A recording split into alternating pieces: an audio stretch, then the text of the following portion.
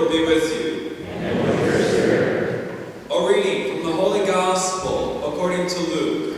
Glory to you.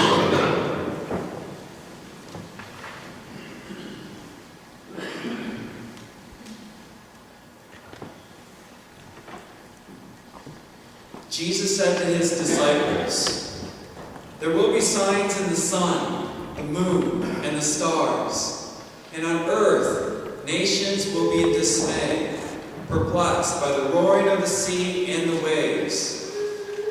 People will die of fright in anticipation of what is coming upon the world, for the powers of the heavens will be shaken. And then they will see the Son of Man coming in a cloud with power and great glory. But when these signs begin to happen, stand erect and raise your heads, because your redemption is at hand. Beware that your hearts do not become drowsy from carousing and drunkenness and the anxieties of daily life, and that day catch you by surprise like a trap. For that day will assault everyone who lives on the face of the earth. Be vigilant at all times, and pray that you have the strength to escape the tribulations that are imminent, and to stand before the Son of Man." The Gospel of the Lord.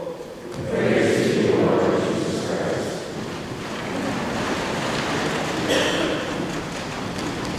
You may have noticed in the procession a few people joined myself at the altar servers. They weren't like that kind of group, that kind of group that arrives at the last minute and they get stuck between all of us and they don't know what to do. They're here for a purpose. A couple of them are on the journey of entering the church. And so after the homily, instead of the creed today, you're going to have the rite of acceptance. So that'll be coming up.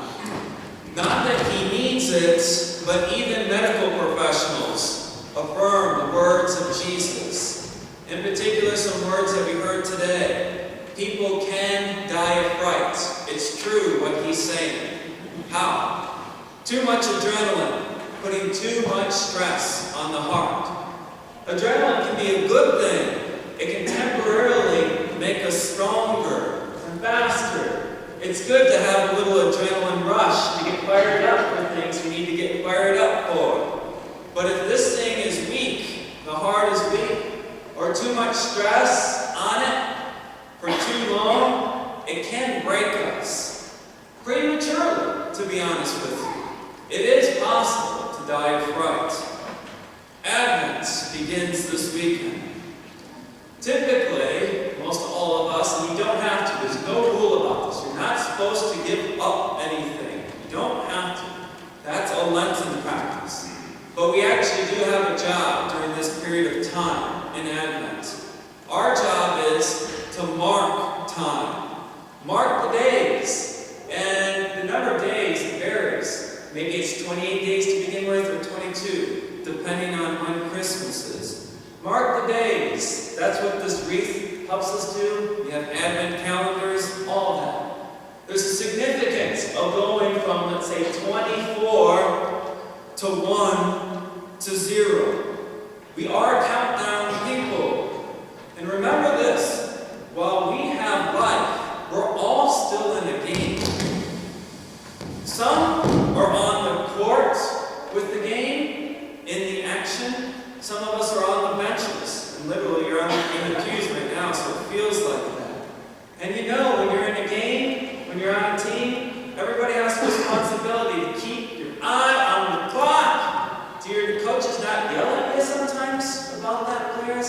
Keep your eye on the clock, because you want to accomplish what you want to accomplish before we hit zeros. We have that job spiritually, and that's what Advent is about. And just thinking about this, what scares us to death? When Jesus is talking about people are going to die of fright, what scares us to death? I think it has to do with time.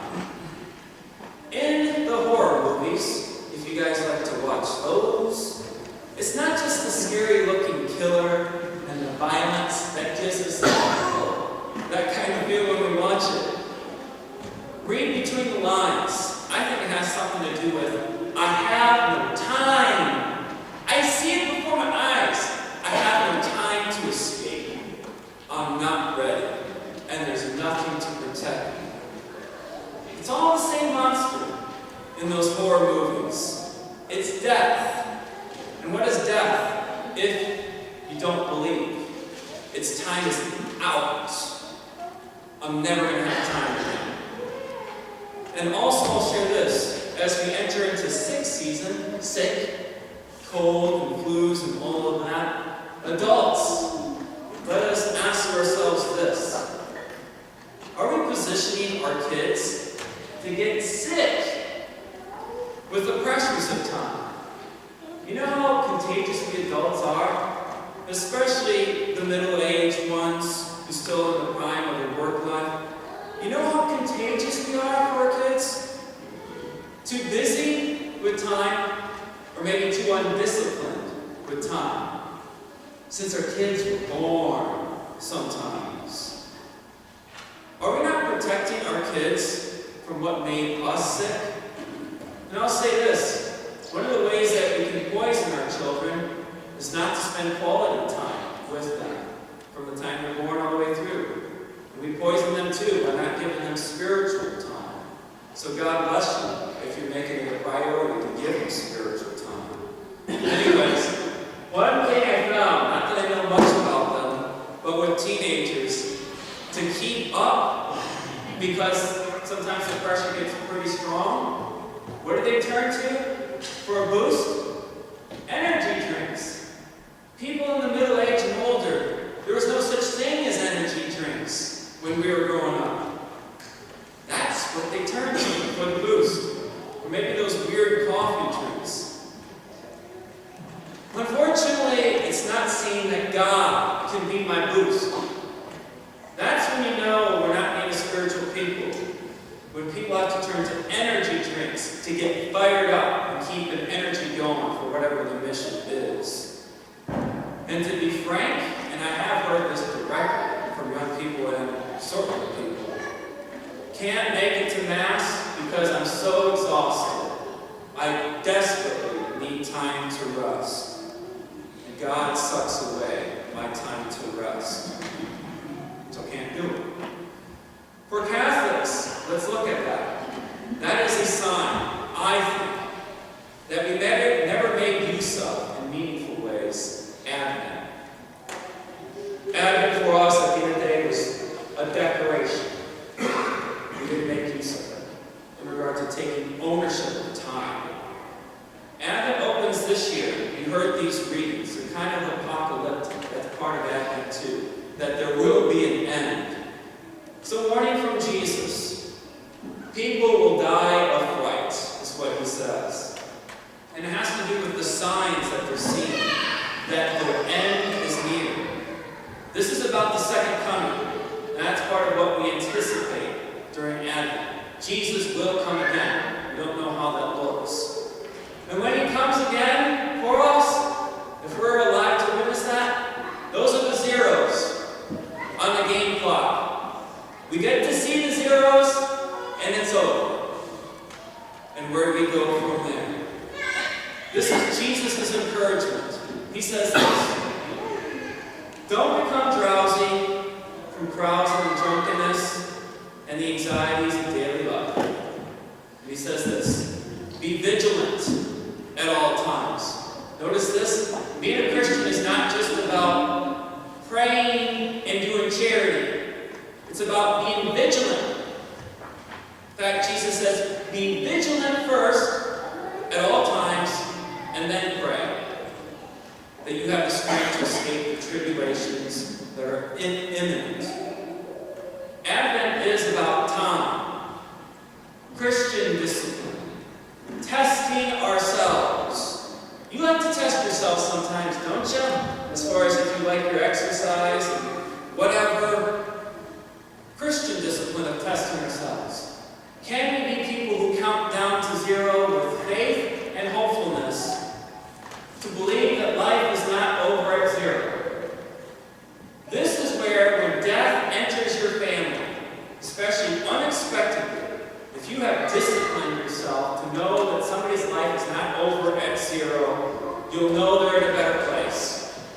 you'll feel better too. There's a purpose behind this season, actually. Anticipating the baby, which is traditionally how we think about Advent, that part of the discipline helps us. It helps us as far as there's something good on the other side. See how Advent works? The genius of Advent? We're looking forward to Christmas. There's something good on the other side of 0. So back to those people who die of fright. I think they think and believe that life is over before life is really over. You can die of fright outright, the heart stops beating, or you give up on life. That's a temptation for people, especially when time is meaningless to them. They die of fright because they believe life is over. They give up. 3 times in regard to being afraid, 3 times before Jesus makes it into the crib, and this is in the Gospel of Luke if you want to look it up. God says this before Jesus enters to 3 different people. Be not afraid. Be not afraid. Be not afraid. Through his angels, God said, be not afraid to Zechariah. Be not afraid to Mary. Be not afraid to the shepherds. This is another duty of being a Christian. It's not just about prayer and charity. Part of it is now, do not be afraid. It's a precondition of moving forward with God. And it is also a life saver. Part of the discipline reminds us, don't be afraid. So the discipline of Advent, my encouragement to all of us, try not to be slaves or prisoners to the pressures of time or the emptiness of time. Activate Christian hope. Cultivate a relationship with God on your own. You're here at Mass and God bless you. God bless you for being here. On your own, take ownership to cultivate a relationship with God. That's when you'll know peace when somebody dies in your family. Not what the priest tells you. Have to do with what has been in your heart with your relationship with God. And discipline ourselves to anticipate God. We don't just acknowledge God, we anticipate. And when you take Advent as a countdown to getting closer to God, that is the discipline of anticipating that God enters our lives at some point in time directly. Birth, and when he comes again, and when he comes for us at our death. Anticipate God entering. Master time with Christian discipline. So, time doesn't kill you like a loud or a silent monster. Get to know God, to get rid of fear, and to believe each day is not a day just getting closer to the end, but to a new beginning.